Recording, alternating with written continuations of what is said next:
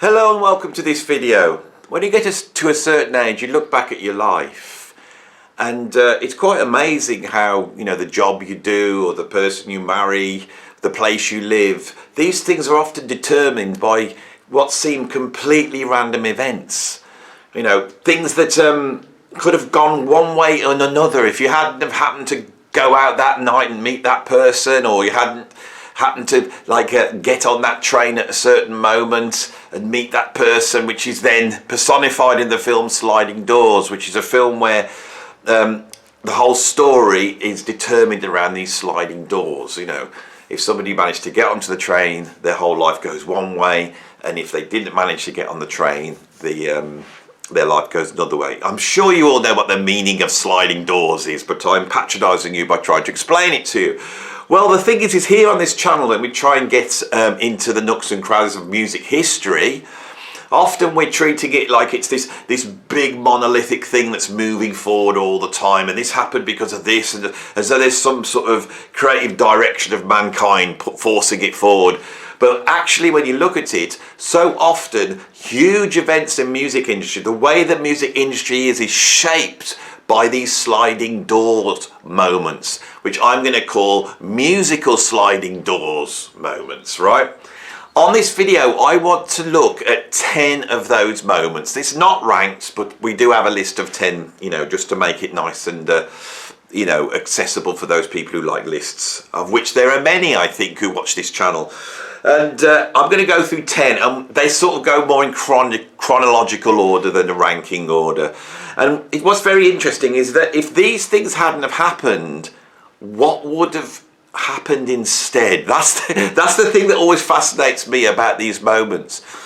I'm going to be predominantly looking at the history of Western popular music. As I always do on this channel, I won't be looking at classical music or music from any other places around the world unless it relates to Western popular music, right? That's what I talk about on this channel. So before anyone decides to have a go at me for not covering stuff that I don't cover on this channel, just let you know, on this channel, same with all the other videos, in this video, I will be covering the same stuff I always cover, which is Western popular music, jazz, blues, rock music, and then progressive rock, jazz rock, fusion, and then experimental music, all that stuff, right? Which I wish I had a collective name for, but I haven't. But that stuff, we're going to be looking at 10 key moments that change the direction of the music that I talk about on this channel.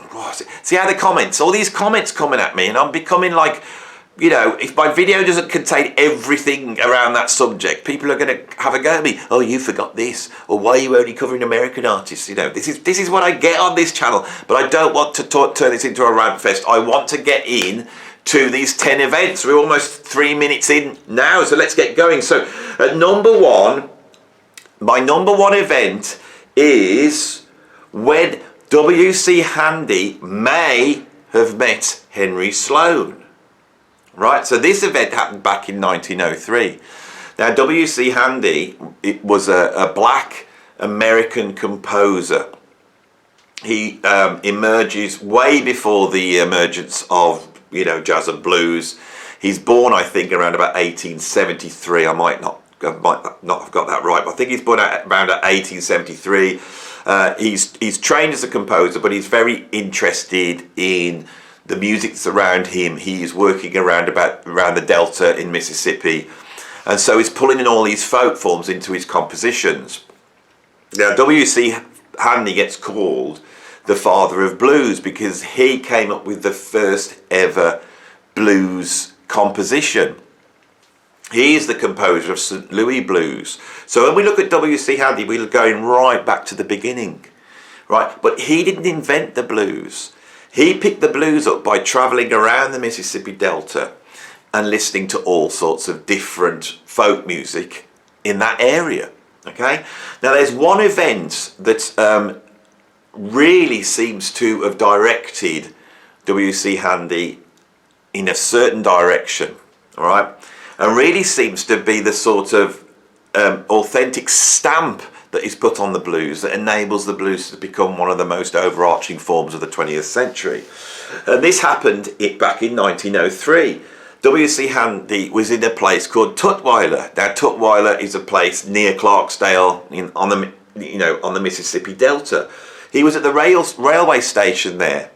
And while he was waiting, he heard some music, and it was very, very strange. He heard somebody, and we don't know who they are, sat on the platform playing the guitar with a penknife, right? And singing a tune. Now, I've got a quote here from his 1941 autobiography. Now, this is incredible stuff. So what we hear is the actual words of W.C. Handy from 1941 describing an event from 1903, which describes what the music sounded like, the blues sounded like at that time, which is fascinating because, of course, when we go and look at the beginnings of jazz and blues and then eventually rock and roll, when we go right back to the beginning, we have no recordings, so we don't really know what it sounded like or what people were doing. And of course, because it was being made by black Americans, nobody cared, so nobody was really taking any notes. Right, we don't know how far this music goes back, who did it, what did it. It's a mystery. So this is fascinating. Well, it is at least to me. So in his 1941 autobiography, W.C. Handy wrote, and this is what he said about that event. A lean, loose-jointed Negro had commenced plunking a guitar beside me while I slept. His clothes were rags. His feet peeped out of his shoes. His face had on it some of the sadness of the ages. As he played, he pressed a knife on the strings of a guitar in a manner popularized by Hawaiian guitarists who use steel bars. Very interesting. The effect was unforgettable. His song too struck me instantly, and he sang this, "Going where the southern crosses the dog." The singer repeated the line 3 times, accompanying himself on guitar with the weirdest music I had ever heard. The song referred to as the song he was referring to crossing the Southern and Yazoo and Mississippi Valley Railroads at Moorhead, 42 miles to the south. This railway was nicknamed the Dog or the Yellow Dog. After moving to Memphis in 1905, W.C. Handy then adopted what he'd heard into a tune called Yellow Dog Blues. Now, what we hear there, what we can hear, is if he's singing 3 lines, that is the classic blues form, the 12 bars. You know, that's the woke up this morning, got myself out of bed. I woke up this morning, got myself out of bed, and then you usually have an answer line there. You know. I looked in the mirror and I noticed my nose was red. Something like that. That 3-line stanza. And if he was playing the guitar with a penknife, he may have had that tuned to the major chords and been sliding, you know, to the 1-4-5 chords and then answering himself. What we have there is a description of classic blues. And W.C. Handy hears it at this point. It inspires a whole ton of compositions. I've got, you know, so he wrote Memphis Blues, Yellow Dog Blues, Beale Street Blues, and most famously and popular was the composition St. Louis Blues. And this is why W.C. Handy gets often called the father of the blues. But really, it should be that guy at that railroad station, shouldn't it? Now, there's an interesting thought here that I'm going to throw in. If we go back to the Delta Blues and we look at one of the great sort of early stars of the Delta Blues, that would be Charlie Patton. And Charlie Patton, he grew up on a plantation called Dockery Farm. He worked on Dockery Farm. He was taught how to play the blues by a very mythic character called Henry Sloan. And Henry Sloan we don't know anything about. We don't know, there's no recordings of him, but musicians like Muddy Waters and Howlin' Wolf, who knew Charlie Patton, said that Charlie Patton dogged Henry Sloan, and Henry Sloan taught Charlie Patton how to play. Now, Dockery Farm is not too far from this railway station. Wouldn't it be incredible that the guy that taught Charlie Patton was the same guy that was sat on that railroad station? You know, we don't really know how many people were walking around playing the blues. Was this just his own personal style that he developed? If so, this guy on that railroad station is probably the most important person in music history in terms of Western popular music. Anyway, so that's what I've got at number 10. Or number 1. I'll call it number 1. It'll make my brain work better. So at number 1, I've got W.C. Handy meeting that guy playing the guitar on Tutwiler Station that could have well been the mysterious Henry Sloan. Right. Number 2, we're going to go a few years later now to 1912. And at number 2, I have New Year's Eve. And it's when Louis Armstrong, who was about 11, 12 at the time, decided to shoot a gun off in celebration of New Year's Eve. This, for me, is one of the most important events in 20th century music. So, it's New Year's Eve. Louis Armstrong is a resident of New Orleans. He has grown up with all the music around him. Okay? He's not come from a particularly affluent family. He lives in one of the worst areas in New Orleans. He goes out on New Year's Eve to celebrate, and he has a gun. I think it was a pop gun. I don't think he was shooting bullets, but I don't know. But anyway, in celebration, he decides to shoot this gun off. So you got this 11-year-old, 12-year-old kid shooting a gun off on New Year's Eve. He gets arrested for it, and they decide for his punishment will be to be placed in the coloured waif's home. Now, he wasn't a waif, and he wasn't an orphan either. He was just a kid in New Orleans. But for his punishment, they decided to put him into this coloured waif home, hoping, I suppose, that it would, put a little bit of discipline into this kid. It was there that the person that ran the coloured waif's home decided to give Louis Armstrong a cornet and place him into the band. Now, if this hadn't have happened, it could well be the case that Louis Armstrong's incredible musical genius would have still come out. But the fact is, in terms of 20th century music, that's how it happened. Having that cornet put in his hands, being put into that band, learning how that band worked. Now in New Orleans, right? New Orleans is steeped in all sorts of music. Marching band music being predominant. But as we see with this guy on the station, he was obviously channeling Hawaiian music. When we hear the Slide of Blues, that's Hawaiian music. Why would this be happening in New Orleans? Well, it's a port, so there's all sorts of people coming in. There's all sorts of music happening. What's very interesting is that Louis Armstrong is placed into like a brass band. He's taught to read music. He's taught how that works. As soon as he puts that cornet to his mouth, it's an instant, love affair between him and the cornet. Now, Louis Armstrong really is the great genius of early jazz. There's some incredible musicians working in New Orleans at that time. Sidney Bechet, King Oliver, Freddie Keppard. Louis around all of those. His big hero is King Oliver. And so he then comes up the ranks and he eventually joins King Oliver's band.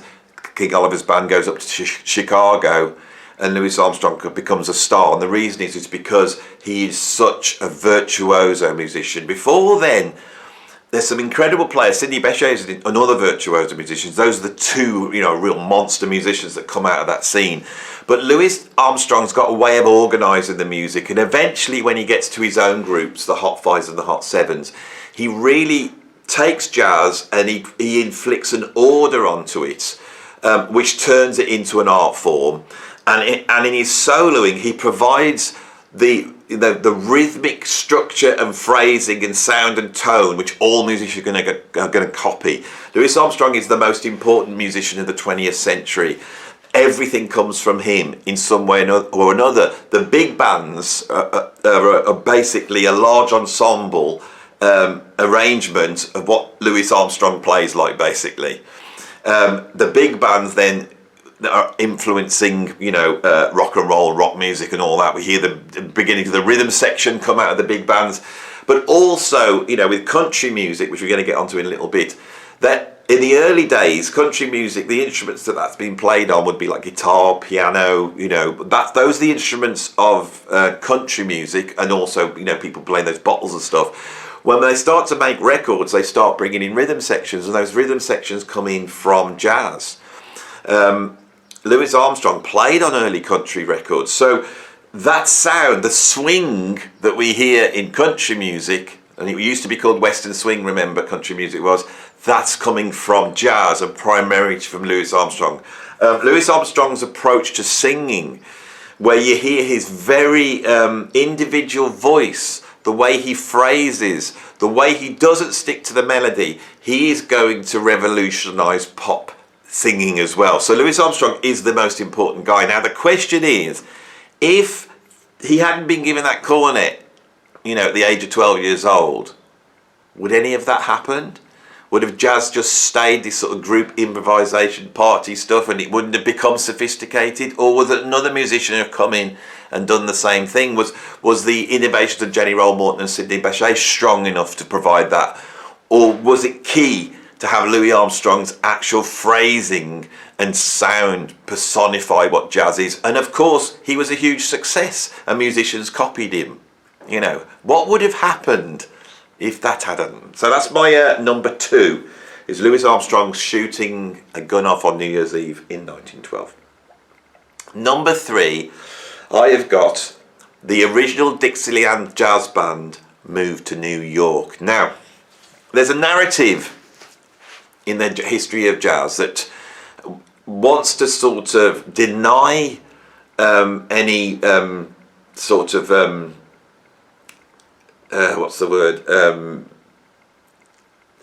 to not give original Dixieland Jazz Band its due. All right, to see that jazz is a black American art form, and then it was sort of appropriated by white musicians. Now, I love black musicians. I love jazz. I completely understand the huge input that black genius musicians put into jazz. But I'm afraid, from what I've read and what I know, jazz is an amalgamation of so many different music forms from so many different places. This is why it's so great. And so the blues obviously has this influence from Hawaiian music.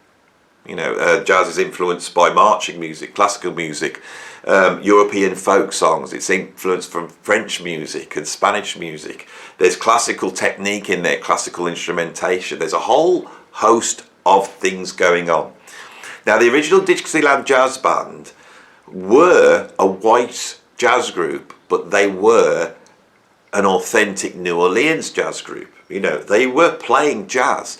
Now, maybe they heard that from black musicians, but when you look at the history of it, the original Dixieland Jazz Band comes out of a group that was working in the 1890s, which is as far back as we can go. Now, putting all that aside, the reason why the original Dixieland Jazz Band become the first group to record jazz, right, in 1917, is not because of the recording industry didn't want to record black artists. Freddie Keppard was offered a recording session before this, and he turned it down. And the reason why he turned it down, because he didn't want people to hear him and steal his style, right? So, and there's a history of other black artists being recorded, going right back to the 1890s, but not jazz artists. So, the key reason why the original Dixieland Jazz Group got recorded is because they moved to New York. Many jazz groups went to New York, but the original Dixieland Jazz Band sort of split and reformed. They ended up in Chicago. They started doing dates in New York, and they managed to create a scene and a following in New York. So,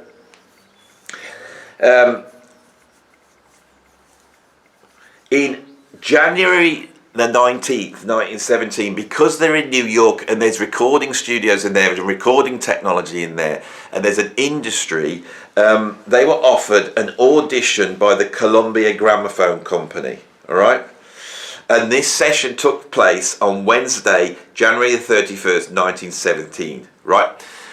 They go into the studio then, right? But that recording was never issued, okay? So what's really interesting, right? The band then recorded 2 sides for the Victor Talking Machine Company, right?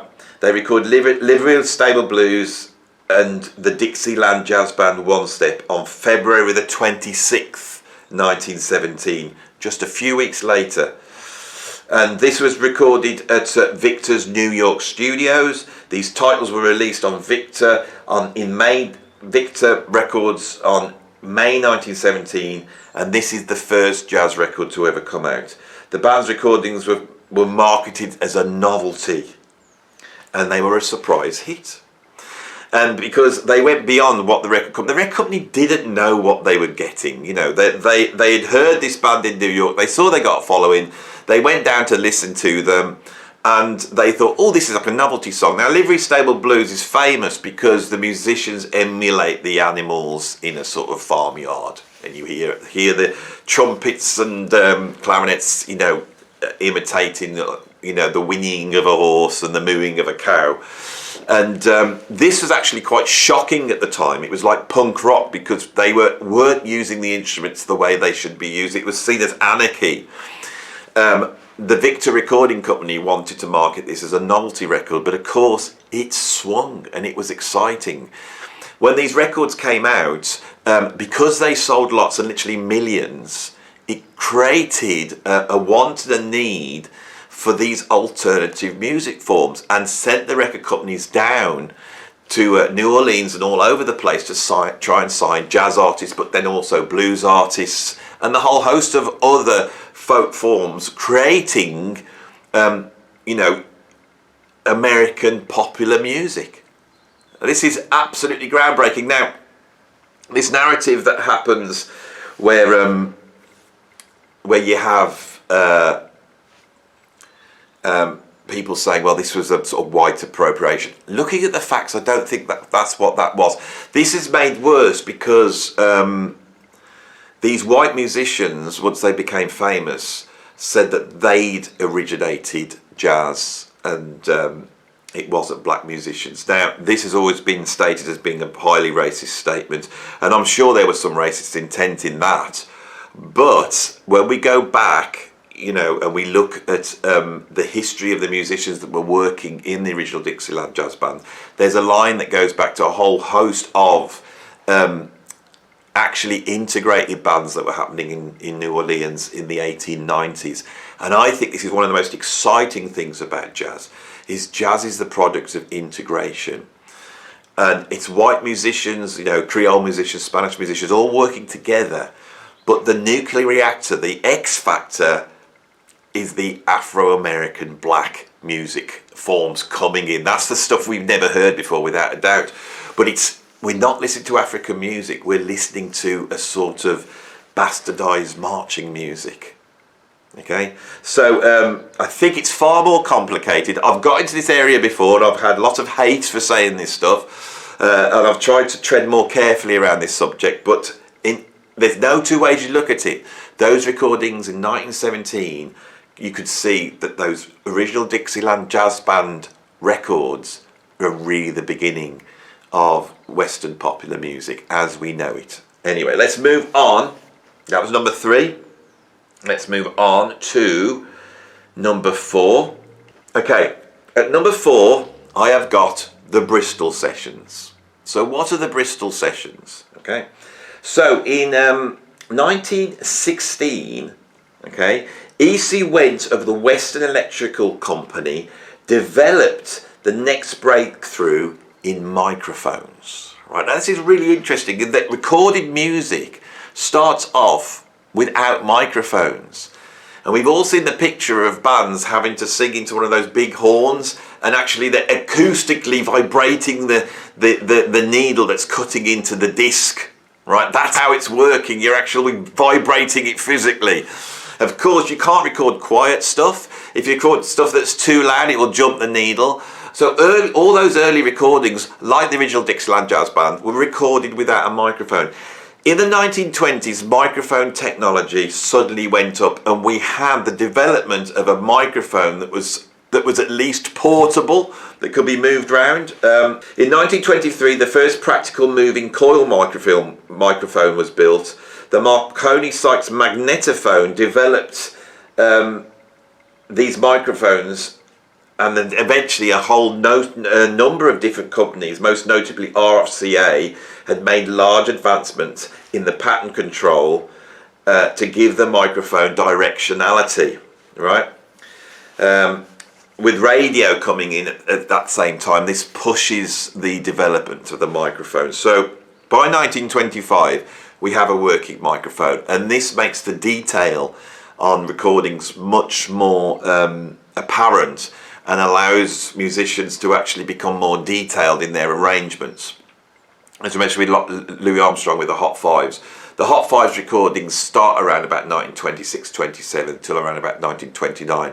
It's the advent of the microphone that's enabled Louis Armstrong to organise the jazz in a way that we've never heard before, and literally never heard it before, okay? Now, the development of these microphones meant that it was able to set up studios in certain places to make field recordings and basically go out to where the music's at, right? So the Bristol sessions were a series of recording sessions held in 1927 in Bristol, Tennessee.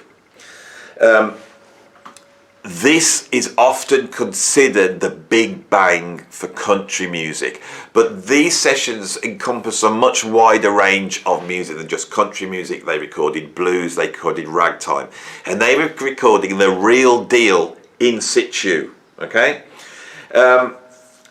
The recordings were made by the Victor Talking Machine Company, the same company that had recorded the original Dixieland Jazz Band. It is arguable that after putting those records out by the original Dixieland Jazz Band, they thought, oh my God, there's money to be made. So they go down to Bristol to try and, capture some of this stuff to make some money. And that is interesting because the company producer that went down there, I think I've got this all down, I can't remember all this, Ralph Peer. Right, this trip cost them $60,000. That's a huge investment at the time. It's like, it's equivalent of millions now. So these are like the cutting edge recording sessions at that time. This wasn't just some sort of field recording. They went through several major southern cities, and it yielded important recordings of blues, ragtime, gospel, ballads, tropical songs, and string bands. Right? In Bristol, they recorded a whole host of artists, including Jimmie Rodgers and the Carter family. And here, with those recordings, we have the birth of country music. Jimmie Rodgers is a seismic character in terms of popular music. He brought in the blues to country music and country folk forms, but he also brought in yodeling, which comes from European folk music. If you put all that together, there's a whole style of country music, which is then personified by Hank Williams, right? Which has its roots in Jimmie Rodgers. Of course, Jimmie Rodgers didn't live long. I think he got tuberculosis, and by the early 30s he was dead. This is so often the case with great musicians. They don't last long. They're not around. If Jimmie Rodgers had probably lived into the 50s or 60s, he'd be a much more of a name we would mention. But amongst those who know, Jimmie Rodgers is a key musician. But so is the Carter family. The Carter family was a family of singers and instrumentalists that would play. And the guitarist in the Carter family actually invented the bass note going from 1 to 5. She invented that on the guitar. This is the level of influence. Now, if these sessions hadn't have happened, would we have country music? And without country music, would we have had rock music? Because rock and roll is country music and rhythm and blues put together. And then these songs were picked up by people like Bob Dylan, which was the big accelerator for the development of rock music. Right, so that is my fourth event on my list. Right, number 5, and we're back into an area I know a bit better, so I won't have to read this stuff so much. I should be able to pull it out of my head. At number 5, I've got Benny Goodman calls the tune Rose Room at a rehearsal. So why is this one of the key moments in music history? Well, at that time, Benny Goodman was one of the few musicians, probably down to his huge success, that was able to get away with putting black musicians into his group. He was actually only the fourth band leader in history to employ black musicians. Okay? Now, as I've said, black musicians at this time were the X factor. They were the geniuses. And he came across a genius in a guitarist called Charlie Christian in the 1930s. Now, he auditioned Charlie Christian, and it's either he didn't like what he heard, right, or Charlie Christian was foisted on him by John Hammond. It was one of the two, but the way it goes, when you look at it, is Benny Goodman wasn't too keen on this guy. He either hadn't heard what he'd liked in the audition, or suddenly this guy turns up. Now, I can remember being in Chicago once and being taken to a jazz club, and people got me up on the bandstand to play with this jazz, musician. He was pretty well known. I wish I knew who he was. He didn't want me to get up. I got foisted up by friends of friends, and I could tell that as soon as I got on stage. So he called Night in Tunisia and called it off at around about 300 BPM, putting me to the test. This is what jazz musicians do. And the reason why they would do this is because back then there's no qualifications, there's no jazz college. The way you see, who's going to be let in is by putting them to a test. So Charlie Christian turns up at this rehearsal. Benny Goodman decides to take him out. So he pulls out a tune called The Rose Room, right? They start to play it. Now, Charlie Christian at this point is a musical genius. Without a doubt, he was a musical genius. He'd come from a musical family, and he'd studied all sorts of instruments, gravitating to the guitar. His original instrument was a guitarist. In his younger days, he'd gone out and busked on the streets with his family, and he'd learned how to get in there and entertain an audience. He'd also was very interested in players like Lester Young and Coleman Hawkins, and he started to copy that single line soloing style onto the guitar. Now, this had been done before by another great musician that will turn up on another of these videos, Lonnie Johnson. Lonnie Johnson really is the originator of the single line solo on guitar, along with Eddie Lang, and they cut a whole bunch of recordings in the late 1920s after the invention of the microphone. But Charlie Christian did not really take his inspiration from those guitarists. He was playing single line stuff that was much closer to a horn player. Of course, Django Reinhardt was another incredible single line soloist, but he was playing acoustic guitar in a very quiet small group, the Hot Club of France, in the early 30s. Benny Goodman was running a big band, and so in a big band, the guitar was relegated to a rhythm instrument. It just strummed chords and gave some swing and drive to the band. With the advent of pickups, so back then, Charlie Christian would have been playing a Gibson 150, S150, one of those guitars, and it's got one of those little pickups on. These pickups are often attached to acoustic guitars at the time. So he's attached a pickup along with about two other guitarists at the same time, but these other guys are nowhere near the genius of Charlie Christian. But they're doing this to be able to amp up and compete with the big band. So this instrument is like, at that time, it's like coming from another planet. It's like hearing a synthesizer for the first time. And Charlie Christian knew this tune, The Rose Room. Okay, he had learnt it. Right, he'd had lessons with a music teacher that took him through a whole bunch of tunes. Because remember, guitarists weren't playing like this at the time then. Those sorts of chord changes and the drive of the swing, nobody could really do. Django Reinhardt to some extent, but in a completely different way. Charlie Christian comes in and starts playing, and Benny Goodman can't believe it. Right? On that night, they play The Rose Room, and he starts playing, and he doesn't stop. He does chorus after chorus. It's a massive sensation. No one's heard playing like that. No one's heard the guitar being played like that. Nobody's heard that sound before coming out of a big band, and nobody's heard these lines. Charlie Christian becomes an instant star. He goes from earning, I think it's like $250, no, $2.50 a week, to around about $150 a week. It's suddenly this great big, interest in Charlie Christian. Charlie Christian is pioneering a whole bunch of things. For a start, he's the first guitarist to put any sort of vocabulary onto electric guitar. Secondly, he's the first guitarist to really play at volume and play with a rhythm section with guitar, bass and drums. Thirdly, he is playing lines that you've never heard on the guitar, and other jazz musicians aren't playing at that level. He is beyond that. A couple of years later, or say a year later, well, say actually a few months later, he winds up in Minton's, involved in a whole bunch of sessions that are going to lay the groundworks of bebop. And Charlie Christian is the main musician there pushing it forward. This guy is a giant in terms of jazz and you know, Western popular music. He contracts tuberculosis. He stops playing in 1941, and he sadly passes away in 1942 at the age of 23. In those 2 years, he completely changes the shape of jazz, of the guitar.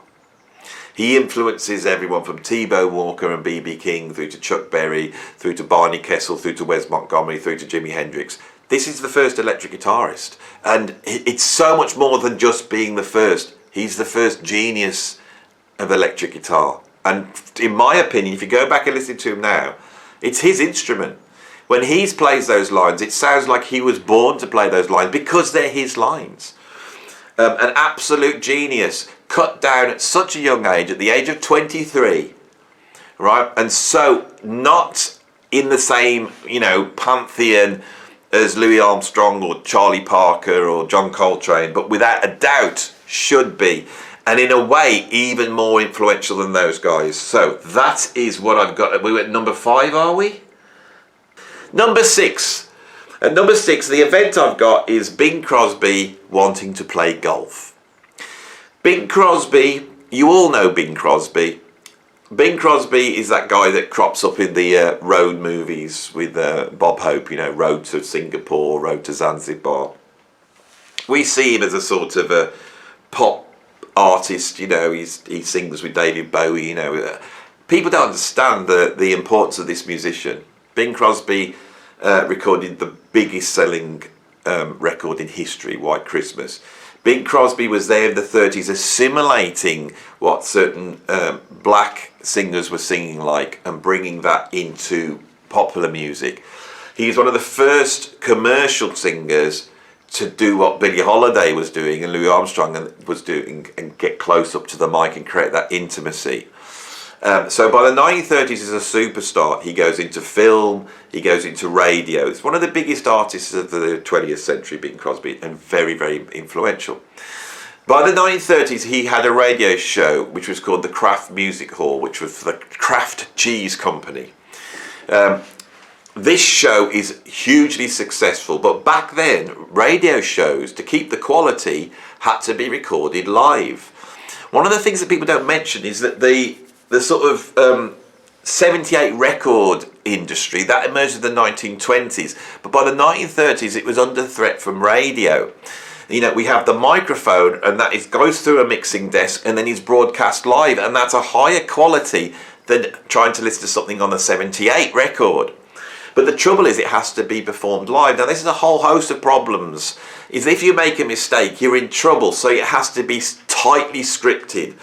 Now, Bing Crosby didn't like this. He liked to do ad-libs, but he couldn't do ad-libs. He had to work off this script. But also, right, it meant that he had to turn up at a certain time every week and record this show, put it out live. And because the radio show was being broadcast at 2 separate times, you know, one for the East Coast of America, one for the West Coast. So he had to do it twice. And this cut in on his time to play golf, which he didn't like. Okay? So he decided, he said, is there any way we can record my show and be able to edit my show? Now, the only way they could record the show back then was either on very primitive tape recorders or cut it onto a disc. Now, the disc wasn't long enough and you couldn't edit a disc, but you could edit it on tape, which he did. The quality was awful and the audience dropped. Now, if we fast forward to the end of the Second World War, The American troops returned from Germany with the new magnetic tape recorder called a magnetophone. Magnetophone, is that the one? Magnetophone, yeah, that's the one. And they look at the technology, and this is really, really high quality recording. It's on tape, and this tape can be run at a slower speed. And if you can run at a slower speed, it means you can stop and do cuts and tape it together. All right. So what happens at this point is quite interesting. The technology of the magnetophone, I hope I'm saying it, magnetophone, was copied, and they created a recorder called the Ampex 200. Now, Bing Crosby was directly responsible for the development of this recorder that becomes the beginning of the standard of recording. To develop the technology, they needed a cash injection of $50,000, which is the equivalent of $500,000 now. And Bing Crosby, so eager to play golf he literally stuck $500,000 in an envelope and gave it to them, right? So they could now start to develop this thing. And as they started to develop it, get better and better. In 1948, they developed the Ampex 300, and they had 3 of these machines. Now they could record at high quality, they could stop and start, they could record something onto one machine and on another machine and then mix that onto a third machine. And because the quality was so high, they could do these transfers and build stuff up. So not only is this the beginning of hi-fi recording, not only is this the beginning of editing, recording studio techniques, it's also the beginning of overdubbing, which eventually ends up with multi-tracking. This event creates the technology for hi-fi. It creates the technology for the album. If you listen to recordings from 1942, you will notice they've still got that scratchy 1940s sound. As soon as we get to the 1950s, Kind of Blue sounds absolutely beautiful. And it's because Bing Crosby wanted to play golf and was willing to stick $500,000 in an envelope to get it done. So that's what I've got at number 6. At number 7, I have got a teenager invents rock and roll. Okay, I've had a quandary on this channel because every now and then we get to the point where we're trying to come up with the guy that's invented rock and roll. Sometimes I've said it's Chuck Berry, sometimes I've said it's Little Richard, sometimes I've said it's Fats Domino. It's not. I've been doing a bit of research here, and in 1949, an American singer-songwriter called Gory Carter recorded in April for the Freedom Recording Company in Houston, Texas, a tune called Rock a While. Now this is an out and out rock and roll tune, right? It's got the backbeat, it's got the groove, and it's got the swing. It does everything that rock and roll does, but it's got a couple of extra things in there as well. It has the name Rock in the title.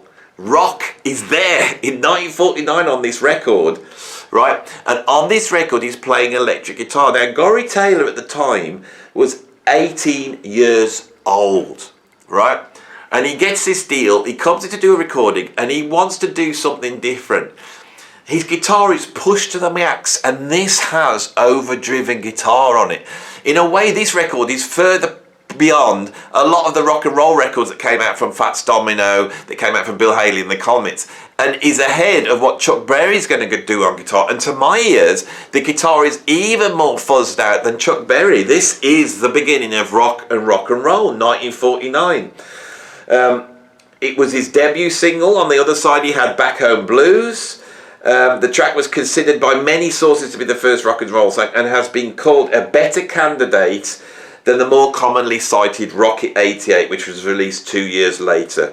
The song features overdriven electric guitar, similar to what Chuck Berry was doing. I've just quoted that from my notes. I don't know where that came from. But so that's what I've got at number 7. There's not much to say about that because Corey Taylor didn't do that much after that. So, of course, you fall into obscurity, you get kicked out of the history books. But I think that's what it is. I think it's that guy going in to record that song is the beginnings of rock and roll. But what about rock music? Where does that come from? Well, a lot of what rock music does is based upon the British blues boom that happened in the 1960s, which is Alexis Corner, John Mayall, Graham Bond, and the guitarists like Eric Clapton, guitarists like Peter Green, Jeff Beck, Hendrix. All this is coming out of the UK. The electric British blues boom. But why are we having a British blues boom here in the UK? What kicked that off? Well, it could be really nailed down to one event. The event I have at number 8. All right, and it is when Muddy Waters turned up on tour with a Telecaster and an amp. Right, so let's back up here. Okay. There's no jazz, there's no blues in Britain. 1930s and 1940s, there's nothing. In the late 40s, we suddenly have a traditional jazz boom. People like Chris Barber and Ken Collier start putting bands together to play early New Orleans style jazz, right? Dixieland jazz. Because they're British, they are very interested in the authenticity of that sound. They're not interested in copying Charlie Parker. They're interested in copying this early jazz style. Other musicians like Ronnie Scott and Tubby Hayes and who else would be doing this? Johnny Dankworth. They are listening to the bebop as well. So all this stuff suddenly starts to merge in the 1950s.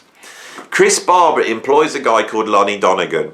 And Lonnie Donegan goes on to become a very important musician in the history of British rock music, because he starts to record versions of old American folk songs, Lead Belly songs like Rock Island Line. He has #1 hits, he's a huge seller.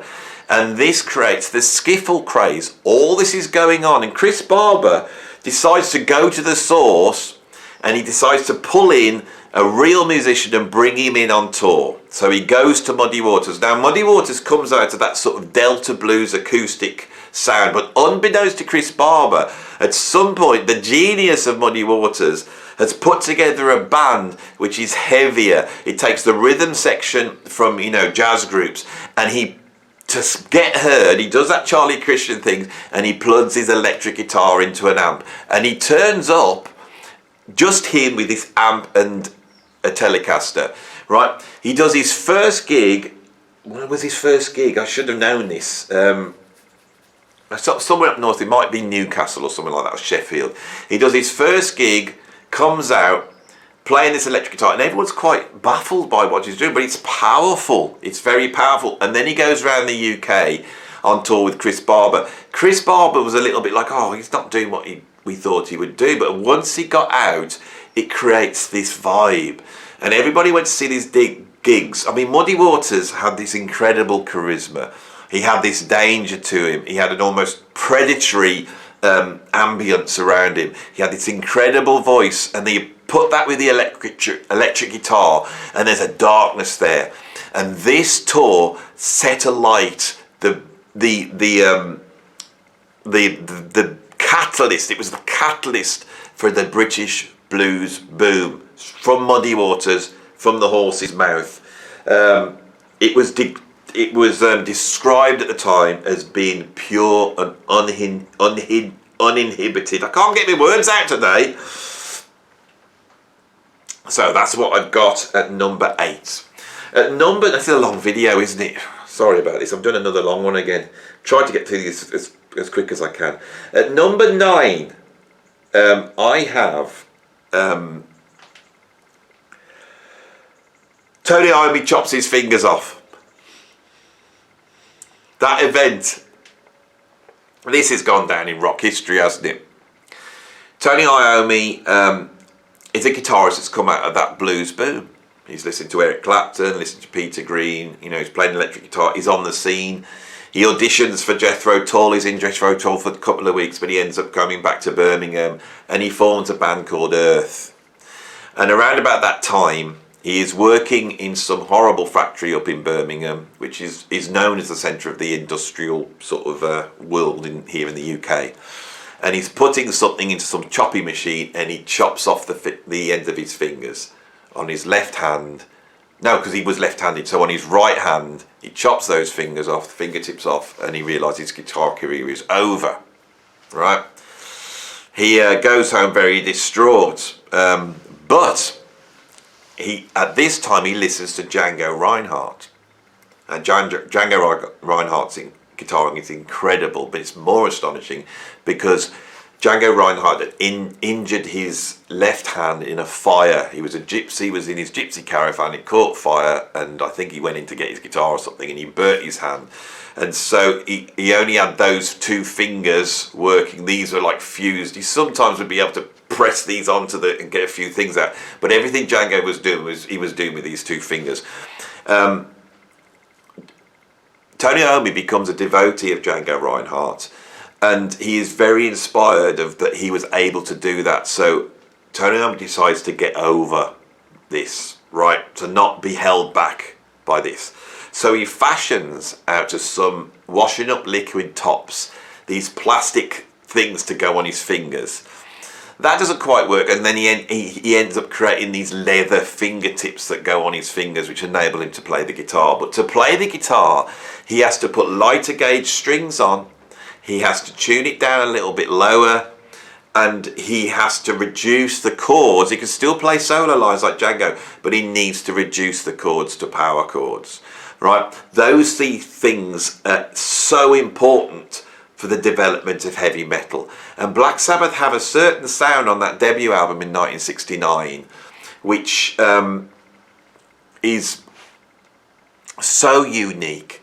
And I think the thing that's in there which puts it apart from the Led Zeppelin Creams and everything that's gone before, is Tony Iommi being forced to play riffs of a certain type, chords of a certain type, solo in a certain way, and down tune. This creates a certain heavy, dark sound, and thus heavy metal is born. So in 1970, Steve Marcus and Jiro Inaki with his group Soul Media go in to the Nippon Columbia recording studios and make the first digital recording. And this is put out commercially in 1971. Now, if you go and check this recording out, it's quite astonishing. It sounds incredible. You know, the clarity of the recording is remarkable. Now, why is Steve Marcus so important? Why is a jazz group so important in the history of digital recording? You know, why was it Steve Marcus? Well, the reason is because the technology back then meant that they could not stop. Once they hit recording, they had to record in one go live. That's the only way they could do it. It had to be done live to 2 tracks, and it had to be done on the spot. So the improvisational aspects of a jazz group enabled them to just stick that band in the room and for them to play and to capture that thing in one go. There is a bonus track that didn't come out originally but was recorded at that time where they do a long version of something. It's 20 minutes long, and this is incredible because you now hear the first digital recording of a band just improvising and being captured in the form of numbers. This is quite remarkable. So I think I have now got to the end of this video. Whoa, that was a hard one. That was a hard one. There's a lot of information there, and a lot of information that was at the limits of my knowledge. I hate having to go for notes. It makes me stumble. But I hope I have been able to get through some interesting facts for you. And if you did enjoy the video, please stick a like on it. I'm going to be coming back to some of these events in the future. I think they're fascinating. So if you liked it, like the video. If you want to see some more, subscribe. And if you want to support me, you can either become a Patreon, the link is down below, or you can pop a little donation into my YouTube PayPal tip jar. The link is also down below. Thanks for watching this video, and I'll see you on the next one.